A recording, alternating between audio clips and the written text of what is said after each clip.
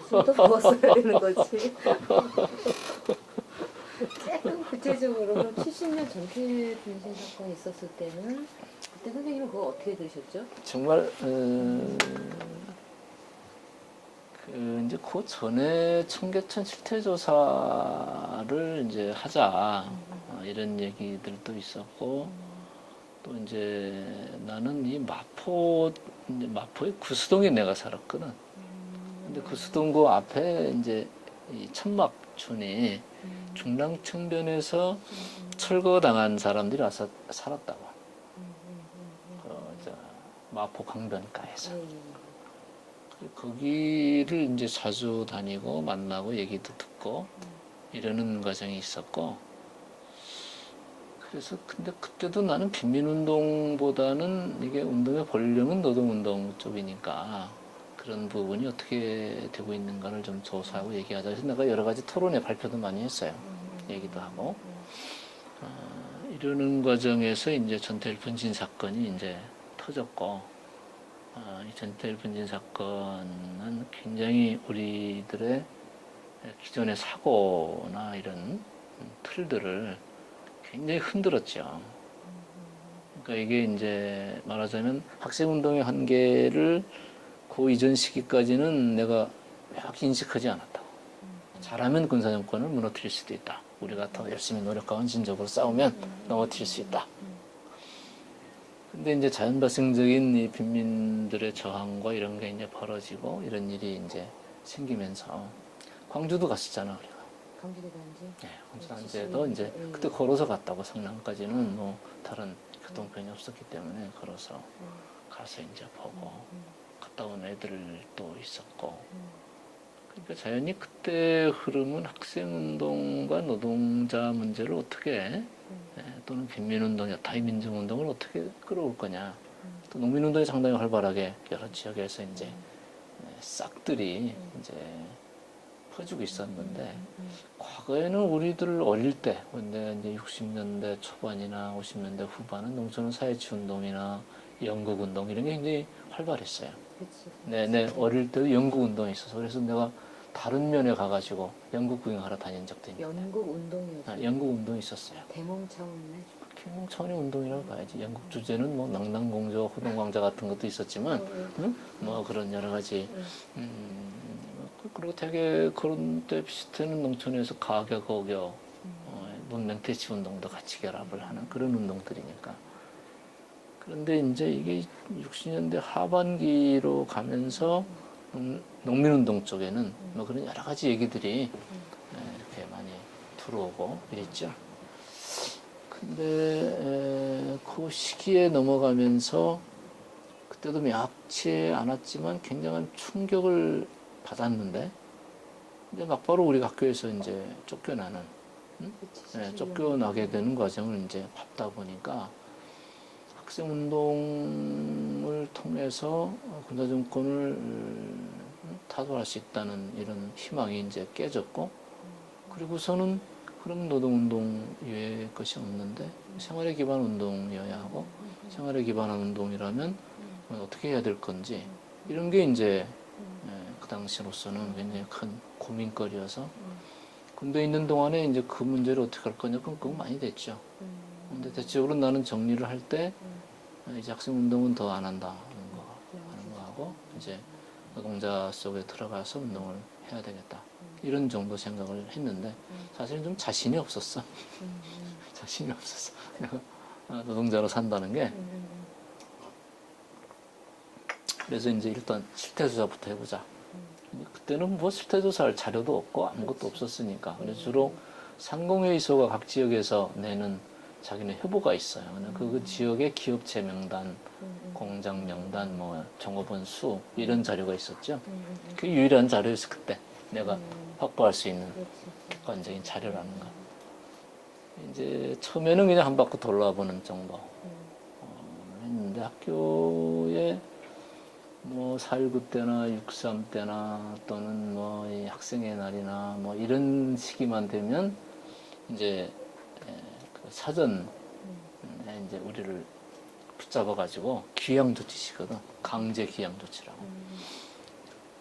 근데 이제 그것도 한두 번이 아니고 몇 차례 되풀이되다 보니까 나를 인솔하고 가는 사람하고 이제 친해지잖아. 그러니까 이 사람이 서울역에서 응? 케이크 하나 사줘. 가지고서 이거 저 어르신 갖다 드리라고. 응? 그리고 올라오기 전에 꼭 좀 연락해달라고. 이러고 이제 알았다고. 나 틀림없이 가서 네, 올라오기 전에 반드시 올라가기 전에 반드시 전화 드린다고. 그리고 이제 확인 전화를 할 테니까 가서 케이크 갖다 드리고 그리고 이제 난 어디 볼 일 있다고 나와가지고 그렇게 이제 가서 공장 생활을 잠시 하는 거죠. 뭐 그게 한 달이 될 때도 있고 보름이 될 때도 있고. 이때는 공장 생활을 어디 쪽으로 했어요? 나는 이제 그때는 내가 계속 뭐 이렇게 노동운동을 끝까지 할 수 있을지에 대한 자신감이 없었어. 아직 노동운동에 대한 상도 이 시기는 좀 보호하지 아니 않을까? 예. 뭐 이론적으로는 이렇게 해야 되겠다 이런 생각은 했는데 있었지만 끝까지 내가 실천적 주체로서 과연 어떻게 할 건지 이거에 대한 자신감은 없었고 신부는 또 학생 예. 또 학적을 또 달고 있는 있었고. 거니까. 근데 이제 그런 과정을 이제 거치다가 한 번은 내가 직접 좀 본격적으로 정말 내가 견딜 수 있는지부터 우선 테스트 해보자 해가지고 용산시장 가서 이제 하려고 다 조사해놓고 또 가게 그때는 뭐 거기서 가게를 하나 이제 정해가지고 시계를 치고 또는 리어카를 가지고 청파동 같은데 이제 쌀가마나 또는 뭐 이런 여러 가지 과일이나 뭐 이런 거 이제 사시면 그걸 메고 가서 이제 갖다 주는 거거든. 그때 뭐 700원, 뭐 800원, 50원 뭐 이렇게 500원 이런 정도 그렇게 받았으니까. 근데 그 생활이 굉장히 재밌더라고. 재밌었고. 아니 이거 짐 또, 드실 수 있으셨어요? 군대 생활했으니까. 입체적으로. 군대 생활하면서 우리가 뭐 저 지금 통일전망대라고 하는 그 통일전망대 지금 나중에 개조해서 새롭게 키웠는데 우리가 찔통 메고 다니면서 그 공사했거든. 새벽 2시까지 하고 4시에 깨웠으니까 2시간째. 충도 쏘고 안 일어난다고. 전방 생활을 정말 고생했어. 근데 어쨌든 그래서 이제 생활하다 보니까 사람에 대한 시각이 이제 확실히 바뀌더라고. 그전에는 여성을 보면 뭐 이렇게 아름답거나 뭐 이렇게 품위 있게 생겼거나 이러면 굉장히 우아하거나 아름답거나 이렇게 생각을 하잖아, 일반적으로. 그건 나도 마찬가지지.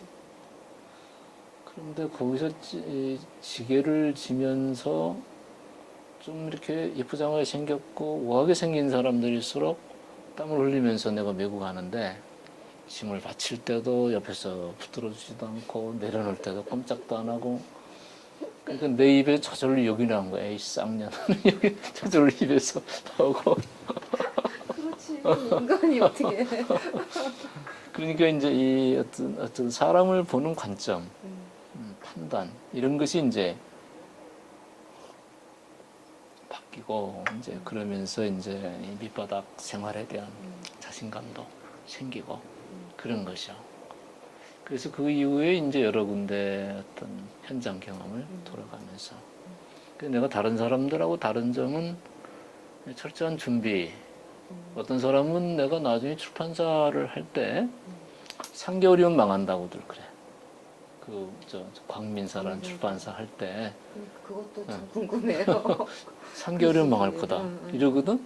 근데 나는 내가 전국을 다녔기 때문에 각 지역의 흐름과 요구가 뭐라는 걸 너무 잘 알고 있었어.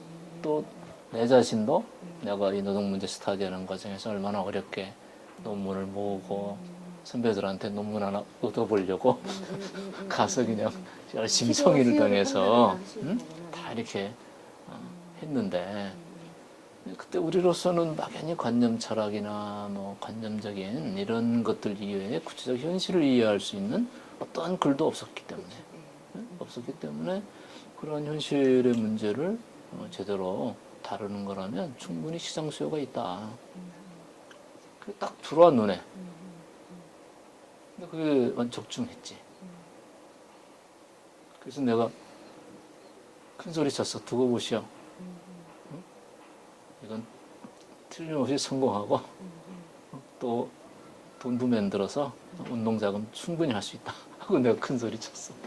그거는 이제 그 전에 그렇게 현장들을 돌아다니면서 파악하고 여러 지역 사람들을 알고 인사하고 이러는 과정을 통해서 여러 지역의 움직임들 그리고 또 우리 출판사 쪽에 이제 만들면서 약 크던 애들이 와서 물레동 약이나 이런 몇 군데 약에는 거기서 싹 스타트 됐거든.